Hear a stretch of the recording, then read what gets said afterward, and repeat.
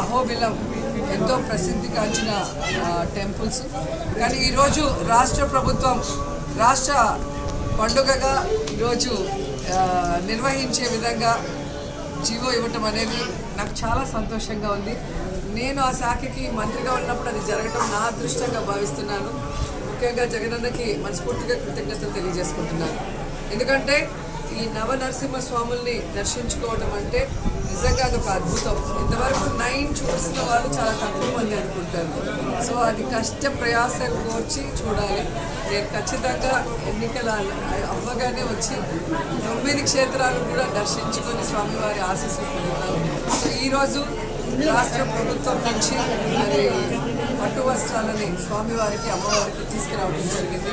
అలాగే అభిషేకం చేసుకొని ఆశీర్వచనం తీసుకోవడం జరిగింది. ఇప్పటికే కేంద్ర ప్రభుత్వం ద్వారా రాష్ట్ర ప్రభుత్వం కోఆర్డినేట్ చేసుకొని 25 కోట్ల రూపాయలని ఈ టెంపుల్ డెవలప్మెంట్కి ఇవ్వడం జరిగింది.